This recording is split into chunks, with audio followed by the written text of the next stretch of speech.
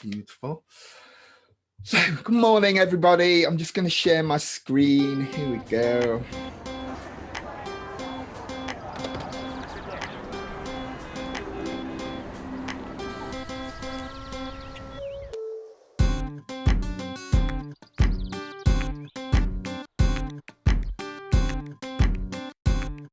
Everybody, if you give a warm welcome and a round of silent applause to Cat Hase. Cat Hase, take it away, please.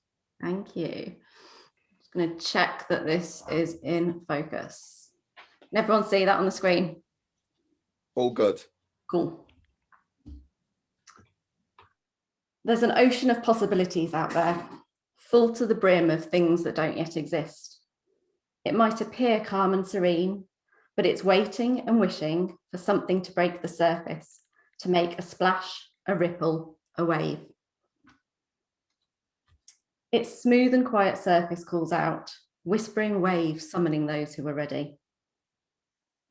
And there I stand at the water's edge, that fine line between dry land and where the water has left its mark. If I stand here now, will I stay fast and feel the waves gently brush my toes, or will I turn and run? I need to feel it. I need to not be afraid. I need to feel the splash and know that I'm okay. I'm safe. Take a step forwards. It's time to get my feet wet. It seems somewhat ironic that I chose the theme of ripple when I've got a healthy fear of the water. It's not just the fear of drowning. In fact, I don't think I'm even scared of drowning at all. I'm scared of water in my face. And I know that sounds ridiculous. A splash in the pool and I growl. A stray jet in the shower and I bend my neck at any angle to avoid it. A dunking in the sea and I come up spluttering and terrified of the next wave. The next wave that could pull me under, spin me around and leave me vulnerable. Water can be relentless, and so can those who think it's funny to splash you. But what if we take control of that water rather than letting it control us, at least in some small way? That fear of water on my face might seem small, but the ripple effect could be huge. It could stop me going to a beach, traveling by boat, or even washing my face, but I won't let it. I'll take up surfing anyway. I'll get goggles and a nose clip to learn to swim with my face in the water. I may never overcome this fear, but I won't let it stop me from doing things I might enjoy. But just like one small fear can have a wider impact, so can everything we do. One tiny thing, that's all it takes. You might not even notice it, but that one thing, that one moment, that one act, it can create ripples and waves like you've never seen before. The thing is, we might not notice our ripples. We might not notice what we did to create them. We might never stop to think about the impact we're having on the world around us. I'm going to invite you to shortly. As I said earlier, we can't fully control water. We can't know all its consequences of what we do. How do we even know if it was influenced by us at all? Is it because we think it has to be some huge grand gesture and that's the only way to have an impact? I'm going to show you an example of how that is not true.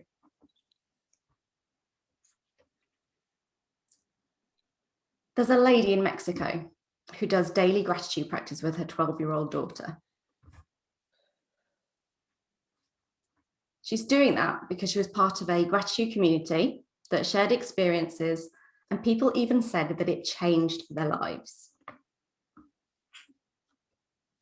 That gratitude community started with a challenge that was brought to life with a series of images.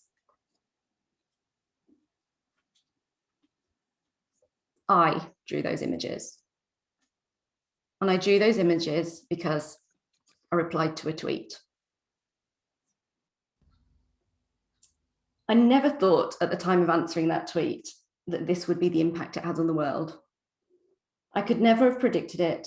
I never even dreamed it, but that's the magic of ripples.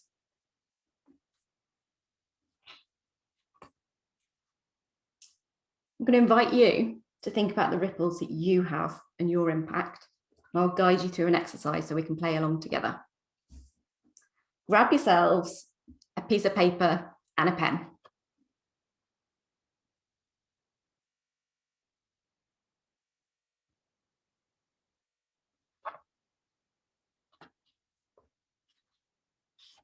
Draw yourself in the middle of the page. Or write your name. You don't have to draw.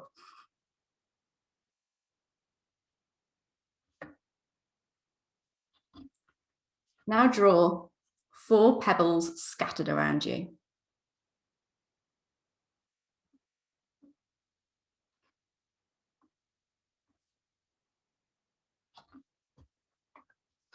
Label those pebbles with things that you do or have done. It could be something you do as part of your job. Maybe it's a kind word spoken to a friend. It could simply be a smile at a stranger in the street, or a habit you've started recently. Write a few down now.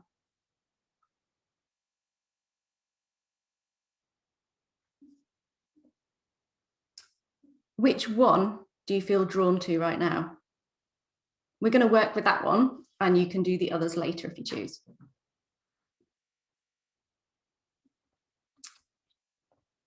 The one you've chosen, draw a circle, bear with me. Draw a second circle around it. And inside of it, write down the first ripple effect of that action. It could be on you, it could be on somebody else. Maybe it is an instant effect. Maybe it's something that doesn't happen until next week.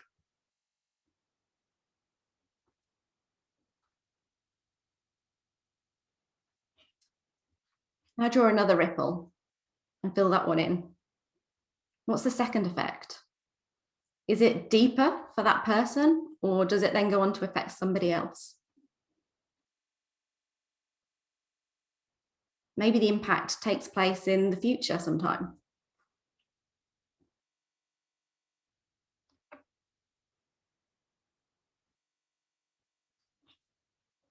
Draw another ripple and fill that one in. What else happens next? What further effects can be felt?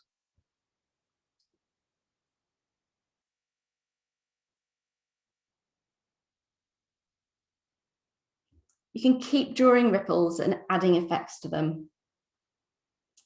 You'll see how far they can expand. It's a really good way to consider the impact that you have from your actions on the world around us and those that you choose to interact with. I think it puts things into perspective as well. When you do this exercise on your other pebbles later, you'll find that some expand loads and that ripples don't stop. And others might be much smaller, or at least that's all you can see right now. That's okay, it's how it goes. The great thing about these ripples we set off is that sometimes they become waves. Just like a drip wears away what's underneath over time, repeated actions can create big movements. We aren't in control of the waves. They take on a life of their own. Others have grasped an idea, a thought, a way of working, and they share it far and wide. It spreads far beyond our reach, all from that first pebble we dropped. People ride the waves. They bring others along with them. They create something we never even dreamed possible. It can be both astounding and humbling at the same time. And just like we've dropped pebbles around us, others are doing the same. A pebble here, a pebble there, each one sending ripples towards us. I'll borrow a bit of this, I'll share a bit of that. I'll combine the two and make something that feels really me. Take today as an example. I'm not a fan of dull slides and talks, so I pushed myself to do something different. A ripple hit me from a paper cutting course, another one from an art workshop, another one from my childhood reflected back at me. I gathered them up, combined them, and this is what you're seeing now. an amalgamation of some of the recent ripples that have been sent my way. What ripple effects can you feel right now? And just like that fear of water I talked about earlier, there could be pebbles we're scared to let go of, ones that feel safer in our hands rather than out in the world. It's time to dip a toe in the water and release them with the best intentions. See what happens. If you drop that pebble today, what might those ripples turn into tomorrow, next week, next year? Who could be out there waiting to feel it? Your ripple could softly reach out and leave a mark on someone's mind, soul, or heart. Maybe we just don't know what will happen. Maybe we'll never know. And that's okay, we can still let it go. There's an ocean of possibilities out there, full to the brim of things that don't yet exist. It might appear calm and serene, but it's waiting and wishing for something to break the surface, to make a splash, a ripple, a wave. Its smooth and quiet surface calls out, whispering waves summoning those who are ready. So, are you ready? That's amazing, Kat, as usual, as usual.